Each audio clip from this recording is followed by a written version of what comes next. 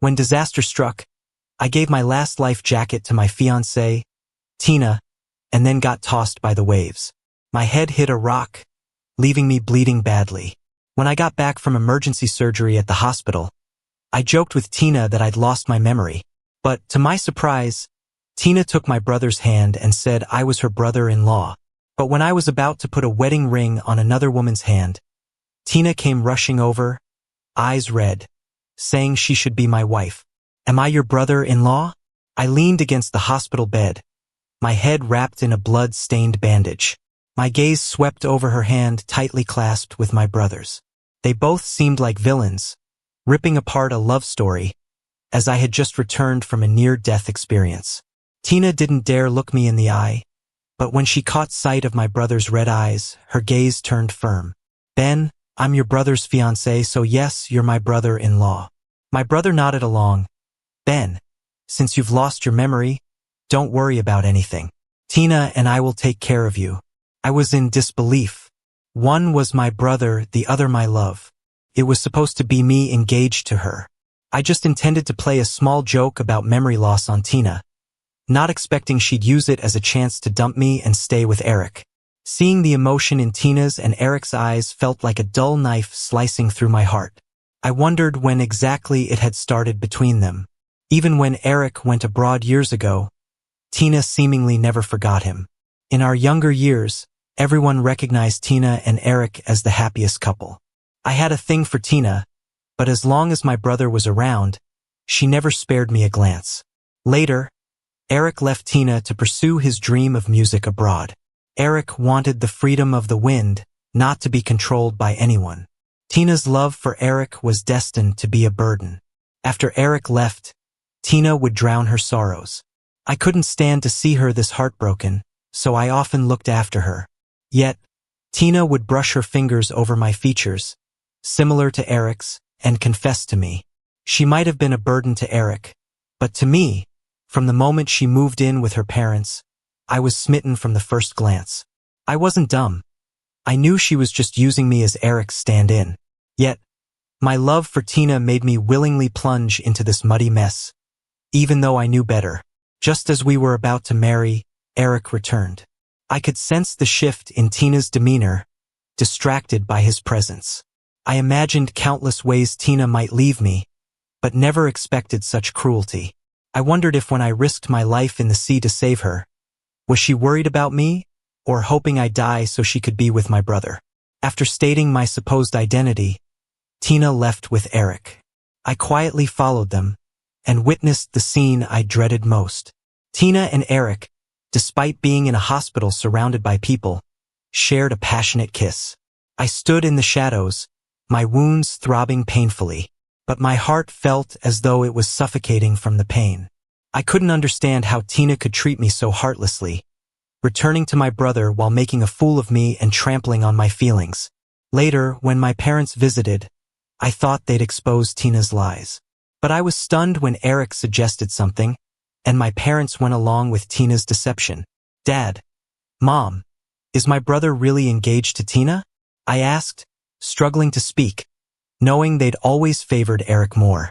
My dad seemed uneasy, but my mom quickly said, of course, Ben, you forgot because of your memory loss. Tina's loved your brother since forever. They're meant to be. I looked blankly at Tina. Really?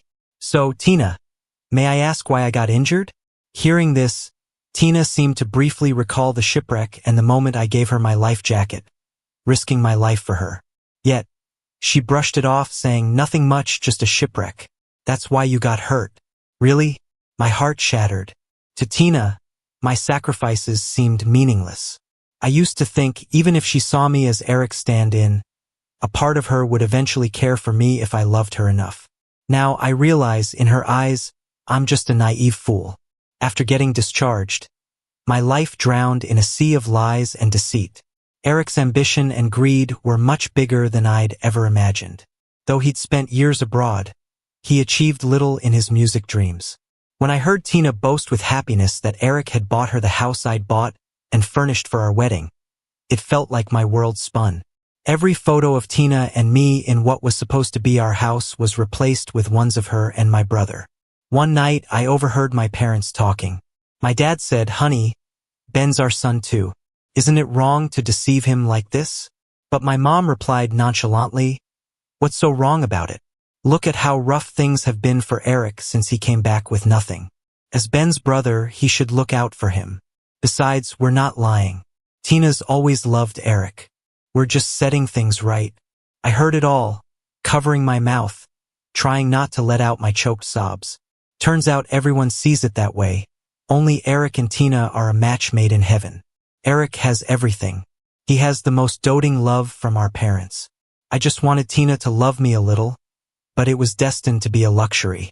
The next day, Eric came over saying he made seafood porridge just for me, but I looked at it coldly. He knows I've been allergic to seafood since I was a kid. I won't eat it. I just refused when Tina frowned. "Ben, can you not be so stubborn? You know how long your brother spent making you this porridge. Can you not waste your family's effort?"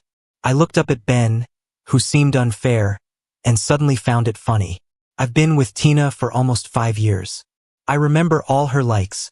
She's allergic to mangoes, loves spicy hot pot. But her? I've told her about my seafood allergy long ago. But she never remembered. Maybe she heard it before, but she must think my allergies aren't worth caring about compared to Eric. "Yeah, Ben, just have some porridge. With your health, how will you get better without having some?" Eric kept urging, placing the porridge near my mouth, almost forcing it down. Yet his eyes held a smug gleam. I said I wouldn't drink it. With a wave of my hand, Eric fell back instinctively, and the burning porridge spilled onto his leg. Eric cried out in pain. Tina was super tense, glaring at me. "Ben, how can you be so cruel? Eric is your brother. Refusing his porridge was one thing, but how could you burn him on purpose? I warn you, Eric, if something happens to your brother, I won't let you off." I couldn't be bothered to explain. It felt ridiculous. "Yeah, you won't let me off. After all, Tina, my brother is your fiancé, so it's right for you to take his side." Hearing this, Tina's pupils flickered, looking a bit guilty. But just then, Eric grabbed Tina's hand.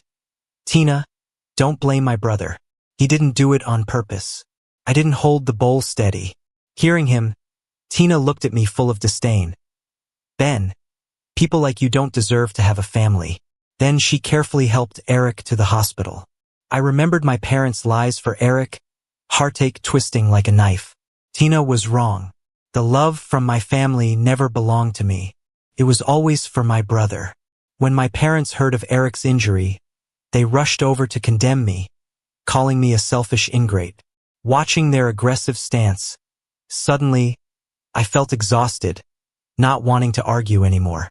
It seems my parents never considered that in all these years my brother was abroad, he didn't even call. It was me, their so-called selfish ingrate, who took care of them. I couldn't be bothered to explain, just kicked them out. After all, growing up, right or wrong, my parents always sided with my brother.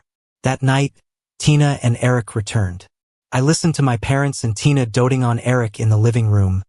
Felt like I was the outsider, left to live in the dark alone. The next day, Tina came to see me. "Ben, I'm planning to marry your brother. But when we do, we'll need you as his brother to help out with a lot." I bitterly smiled and stood up. "Really? So, Tina, will I have to call you sister-in-law then?" Seeing Tina's flustered face, I suddenly remembered how I proposed to her many times in the past years. But Tina refused, saying she wasn't ready. The irony is, the moment my brother returned, she was ready, eager to make him my replacement and marry her. "Whatever, tomorrow your brother and I are going to take wedding photos. He asked me to get you to come with us." Tina said this and left quickly, as if I was something terrifying. In the bridal shop, I watched the assistant pull back the curtain, revealing Tina in a stunning white wedding gown. She took my breath away, and I started towards her without thinking. Yet Eric got to her first, pulling her into an embrace and kissing her like he was flaunting. "Wifey, you look amazing." Tina looked at Eric, smiling sweetly. "You look handsome, hubby." I gave a bitter smile. True love hits different. Those words, hubby, Tina never said to me. Even when I kidded around calling her wifey, she would get upset. telling me not to be so frivolous. Today, I finally understood. Calling her wifey wasn't too lighthearted for her. It was just the wrong person saying it. I turned to leave, but Tina suddenly stopped me. I paused, feeling a flicker of hope, but Tina smiled, handing me the camera. "Ben, take a picture of me and your brother, would you?" "Sure," I managed to say, not understanding why. Seeing Tina in her wedding dress, eyes fixed only on my brother, made my eyes sting. I didn't get it. Even if Tina doesn't love me, we're childhood friends.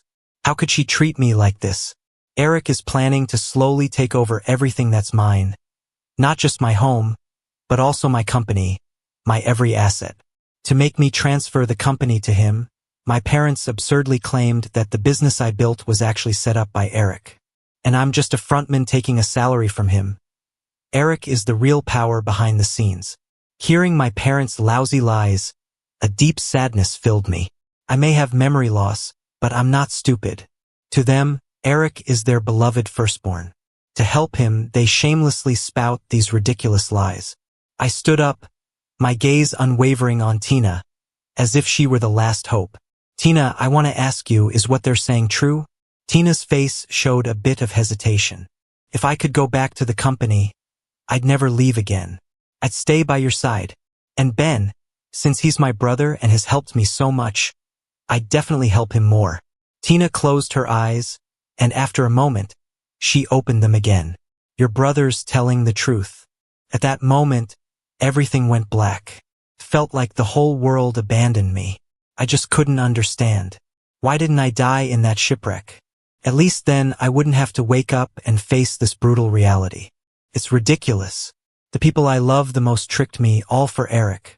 Fine. All the love I had for Tina was gone in that moment as I stumbled back to my room. That night, Tina knocked on my door. I opened it and she was holding a plate of food. "Ben, eat something. You're still recovering." I looked at the shrimp in her hands and couldn't help but smile bitterly, my eyes stinging. "I don't like shrimp." Tina was flustered and started to turn around. "I'll have the maid make something else." I stopped her. "Tina, what kind of feelings do you have for my brother?" After thinking for a moment, Tina lowered her head. "Love, I guess. I just feel like Eric and I are meant to be together. So that's it. Someone who's meant for you doesn't have room for another." I murmured to myself. "What did you say?" Tina didn't hear me clearly. "Nothing. Sis, get some rest. Good night." I firmly shut the door. The next day, my mom had my brother take me back to the company to hold a shareholders meeting in my name and transfer my shares to Eric. Parents supposedly love their children and plan for their future. It's comical how my mom and dad acted like they only had Eric. As we were leaving, I saw Tina give my brother a passionate kiss before getting in his passenger seat. At the office, everyone was gathered in the boardroom. When my brother gave me a look, urging me to talk about transferring the shares, I sat at the head of the table and calmly said, "I'm sure you all know about my recent injury. This incident made me realize some things. I've decided to revoke Tina's position as business director immediately and fire her." "Ben, what are you saying?" Tina's face went pale. "I've worked so hard for the company for years. How can you just fire me?" "Yeah, Ben, we're not here for that today. Weren't you going to transfer the company to me?" Eric's words caused a stir among the shareholders. Looking at Tina, pale and shocked, I suddenly felt a sense of relief and smiled. "Tina, let's call off our engagement. Also, I didn't have amnesia." "No way, how could you not have amnesia?" Tina turned white and got up in a panic, gripping my hand. "Ben, let me explain. It's not what you think." My gaze on Tina grew cold. "Enough, Tina. I understand. You love my brother, right? I'll make it easy for you. Let's call off the engagement." "Ben, how can you talk to Tina like that? Everything she did was for me. If you're gonna blame someone, blame me." Eric always played the nice guy role. And back then, wasn't it because I left the country and gave you a chance? Without our parents' help, do you think you could run a company this big? I laughed bitterly. "Eric, dear brother, after all these years, you're still as fake as ever. Should I remind you? When you left our family and your then girlfriend Tina for your so-called music dream, taking most of our family's money with you.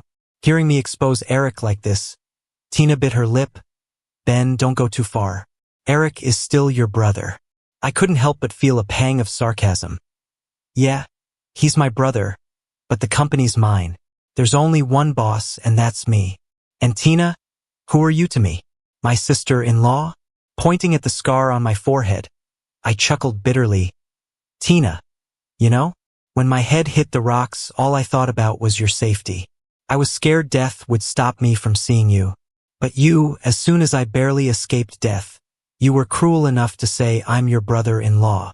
What a joke. I'm sorry, Ben, but I cut Tina off. Enough, as you wish. Let's call off the engagement. I had security escort Tina and Ben out. If I could, I'd never want to see them again. But by nightfall, my parents called. As soon as I picked up, my mom's voice lashed out at me. Ben, are you out of your mind? Eric's your brother. Why would you trick us about losing your memory? You embarrassed your brother in the boardroom like that. Are you even human? Don't forget, Tina was originally your brother's girlfriend. If it wasn't for Eric leaving, you wouldn't have stood a chance. Here, my mom's voice softened a bit. All right, forget it. At this point, your father and I don't want to argue anymore. Just come back and apologize to your brother. We're family, why sweat the small stuff? I sat in my office, turned my head to look at the buildings outside the window, and said coldly, Mom, that's Eric's home over there. Isn't it? If it's a small matter, how about you go talk to my uncle and see if Dad will smile and bless you too? Outrageous. My dad's furious voice came through the phone. I hung up, feeling relieved. I've been through hell and back. I won't long for love or family that I can't have. From now on, I'll only live for myself. I had the house I planned to move into with Tina put up for sale through the real estate agency. I didn't expect Tina to hear about it and angrily come to my office to confront me. Ben, how could you sell that house? That was our new home. We designed everything together. How can you be so cold and ruthless? Tina's eyes turned red. If it were before, I'd have given in and comforted her. But now, I sat in my chair, watching her tears flow, and suddenly chuckled. What are you laughing at? Tina snapped. I'm laughing, Tina, because I wonder from what position you're speaking to me. Are you my ex-fiancée or my sister-in-law? Tina looked embarrassed. I'm sorry, Ben. I know you're mad at me, but I really can't let go of that house. Ben, you don't know, it holds the sweetest memories of us. I smirked. So you were fine marrying my brother and planning to move in? Tina was speechless. After a while, she tearfully said, Ben, I know you're still mad. I promise I won't see Eric anymore. I don't want our brotherhood to be affected because of me. Just then, my assistant entered and informed me that the candidate for our new commercial director was here for an interview. I straightened my clothes and stood up. As I walked past Tina, I nonchalantly said, Tina, once I no longer have love or an engagement with you, what do you count as to me? Ben. Tina froze, her face pale. I didn't respond and walked out. When I got to the meeting room, the interviewee was covering her face with a folder. I frowned, puzzled. Miss, is there a reason you can't show your face? Not exactly, just wondering if my old classmate can recognize me by voice, she said playfully. Old classmate? The voice stirred something, but my past world only really focused on Tina. The woman casually put down the folder. All right, I'll reveal myself. Long time no see, class president. Her clear smile and elegant face jogged my memory. Linda, it's you. You finally remember me, class president. You used to always nag me about homework, and now you can't recall me. Heartbreaking, Linda teased, raising her eyebrow. I glanced at her resume, unable to help praising, wow, Linda. Never imagined the class slacker in high school could become so accomplished. Definitely, don't underestimate me, Linda smiled confidently. After discussing Linda's one-year plan if she joined Ben's commercial department, her brilliant responses and past work experiences convinced me to hire her. As Linda was leaving, she extended her hand with playful seriousness. Well, Ben, I'm now under your command. Take care of me, you bet. Welcome aboard. As soon as I shook Linda's hand, Tina burst in, interrupting my assistant, pointing at Linda. and looking heartbroken. Ben, is she replacing me? How could you? Over the years, I've closed so many deals for the company. Can she? You'll regret losing me. I was about to tell her to stop the hysterics. How thick-skinned is she to think? She fooled me, claiming I was her fiancé's little brother for my brother's sake. But Linda scoffed. I sure can, and I'll do even better. Tina fumed. Who do you think you are? How many years have you been here? What qualifies you to say that? Linda took out a stack of documents from her bag. Tina, was it? I never fight unprepared. Your projects over the years aren't even that valuable. Some even harm Ben's stock. I'm a Harvard Ph.D.in business and have worked at top national firms. My education and experience far surpass yours. Tina was speechless, looking at me teary-eyed. Ben, are you going to let her insult me like this? I sneered. Tina, isn't it the truth? How much have you skimmed from the company? You think I don't know? Not sending you to the police is my last ounce of leniency. Tina turned pale. Ben, don't do this. I have my reasons. I was tired of her excuses. I know, all for my brother's music career. You needed funds for his overseas life, even if it ruined my company. That's your excuse, Tina? I wasn't dumb. I knew Tina had been funneling money to Eric and skimming off the top. But my love for Tina blinded me. Now that I saw clearly, I couldn't allow a leech like her in my company anymore. It's not like that, Ben. Please. Tina's voice was choked with tears. I took a step back, my face expressionless. Sis-in-law, don't act like this. You might not care, but I still have some dignity as your brother-in-law. In the end, Tina left looking upset. Linda stood next to me with a grin. Wow, Mr. Class President. After all these years, you've finally opened your eyes. It wasn't easy, was it?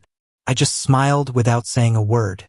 After Tina was let go from my company, she teamed up with my brother to start a new business. She had been working for Ben as a business director for years. When she left, she took quite a few clients with her to Eric's company. That night, I came back to the new apartment I once bought to pick up a forgotten passport. But there she was, Tina, right inside. I frowned. The real estate agent said the place was sold, and the new owners would move in soon. So why was Tina here? Just as I was about to speak, Tina stood in the living room, gazing at me with longing eyes. Yeah, Ben, I bought the place, she said. You bought it? I realized Tina had probably pulled some strings during the sale. No way would I have let the agent sell the apartment to her otherwise. I was surprised. This place cost at least a few million. Where did Tina get the money? But since she already bought it, I couldn't be bothered to discuss it further. I grabbed my stuff and was ready to leave. Just then, Tina hugged me. Ben, don't treat me like this. You don't know. It's weird. I loved your brother for so many years, but when you said you wanted to break off the engagement, it felt like something inside me was empty. I forcefully pried her hands off me. It doesn't matter anymore. But when I was almost at the door, Tina yelled sorrowfully, Ben, do you really not love me anymore? I paused, leaving behind just a gentle reply, Tina, just consider the Ben who once loved you as gone in that shipwreck. Saying that, I took large strides out, leaving Tina alone in the empty living room. The next day, when I got to the office, Linda brought a stack of files to my desk. Look at this. These are all the projects I closed. Tina thought she could take those low-end clients and that I'd be helpless. Linda's work was undeniably excellent, and the projects she secured were really beneficial for the company. But as I closed the file, I looked at her petite figure and delicate features, and couldn't resist asking something I'd been curious about since the first time I saw her. Linda, I'm really curious. Why did you leave your position as a regional president to come here just to be a humble business director? Linda put away her playful smile, her eyes suddenly serious. Of course, because there's someone here I want to see. Feeling her gaze, I was a bit embarrassed. Who? Linda seemed a little down. Ben, you don't need to know. After all, he never cared about me before. I frowned. I know too well the pain of unrequited love.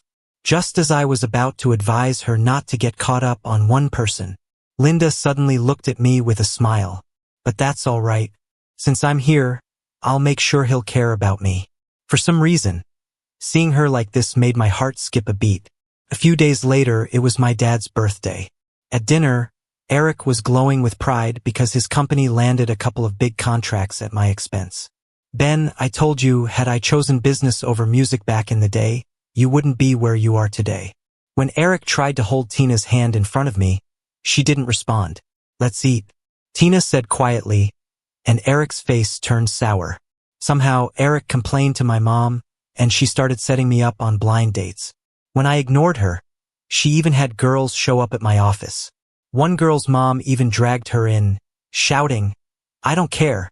Parents set this up, and Ben's mom agreed to let my daughter marry him, so he should take responsibility."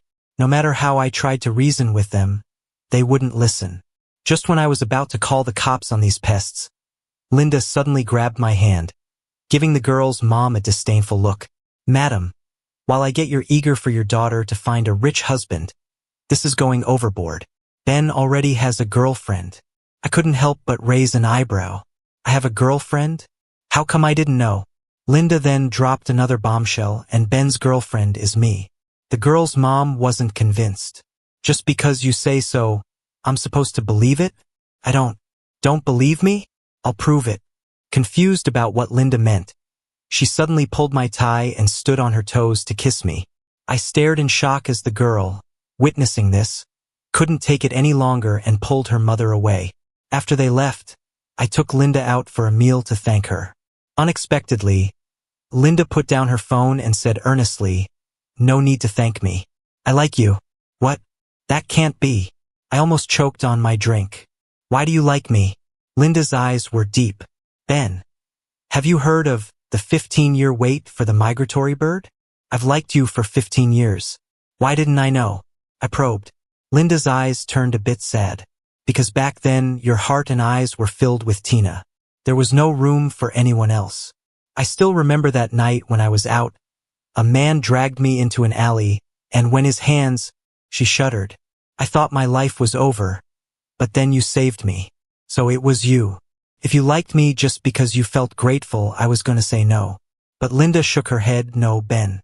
I truly like you. You know, my biggest regret is not having the courage to win you over from Tina when we were younger.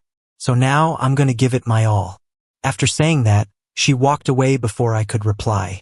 Our kiss ended up being leaked online, and strangely, I didn't rush to clarify it. Then later that night, Tina showed up at my place and blocked my way. I didn't want to deal with her, but she grabbed me. "Ben, is it true? Is Linda really your girlfriend?" Trying to shake her off, I subconsciously nodded. "Yeah." "No, Ben, you love me. You can't love someone else. I'm not in love with you anymore. I'm tired." I pulled away from Tina and headed upstairs. She tried to follow me, but suddenly Eric arrived. He held Tina back, and they ended up having a big argument. In the middle of the night, Eric sent me a message. "Ben, I'm going to beat you." I laughed, almost mocking Eric's overconfidence. Eric was always impatient. He made a bet with another finance company to take down mine and even took a high-interest loan. But he didn't know I was watching him. I teamed up with that opposing company and set him up to take over his business. My parents had invested their retirement savings to help my brother, and even with Tina's help, he had no shot at bouncing back. What I didn't expect was Eric, cornered, would go as far as kidnapping me. He tied me up in an abandoned warehouse and spread gasoline all around. Eric's eyes were full of hate. "Tina, do you know how jealous I am of you? You've been inferior to me in every way since we were kids, so why did you get to have it better as adults? Even Tina fell for you. So even though you're my brother, you have to die." I was tied to a post, unable to move. "Eric, you left Mom and Dad and Tina. Your bad fortune is your own fault. Shut up. If I can't beat you in business, then once you're dead, you'll still be no match for me." Eric threw a lit lighter to the ground, igniting the warehouse in flames. I was left alone in the fire. Every survival instinct kicked in as I struggled till my wrists bled, but couldn't get free. Just when I thought I wouldn't make it out alive, Linda rushed in from nowhere, trying to untie the knot. Seeing the fire worsen, I quickly told her, "How did you know I was here? Forget me and get out. I'm not leaving." When you disappeared, I looked into surveillance. The police will be here any minute. I'm not abandoning you, Ben. Linda cried as she worked on the ropes. Aren't you scared of dying? I shouted. I am scared, but losing you scares me more. Linda instinctively shouted back, tears falling onto my hands, sparking a pang in my heart. Finally, just before the fire engulfed the warehouse, the ropes came loose, and we escaped the inferno holding hands. In that moment, I knew where my heart belonged. I reported it to the police, and Eric was quickly arrested. Despite my parents begging for mercy, I didn't soften. Eric was sentenced to 20 years for attempted murder. Once everything settled, I proposed to Linda in front of the whole company. The warmth of Linda's love made me feel cherished and needed again. Thank you, Ben, for finally seeing me. Tears welled in Linda's eyes. Linda, I should thank you. Your presence gave me the courage to love again.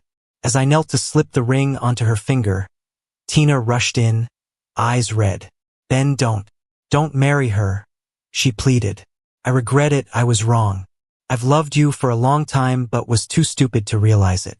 Seeing Linda's tension, I smiled at her and placed the ring on her hand. Linda seemed to breathe a sigh of relief. Rising, I looked at Tina coldly. I'm with someone I love now. Everything you say doesn't matter anymore. Why? You loved me so much before. How could I have lost you? Tina cried desperately, but I couldn't care less. A few months later, as Linda and I exchanged vows at the chapel, news broke that Tina had jumped into the sea. She left a note saying she was going to find the part of me that once loved her. Hearing this, I felt no waves inside, and proceeded joyfully with Linda through our wedding. Friends called me heartless, but watching Linda sleep peacefully curled into me, it didn't matter. The difference between me and Tina is that what's past stays past. I refuse to be trapped by it and miss out on who I truly love.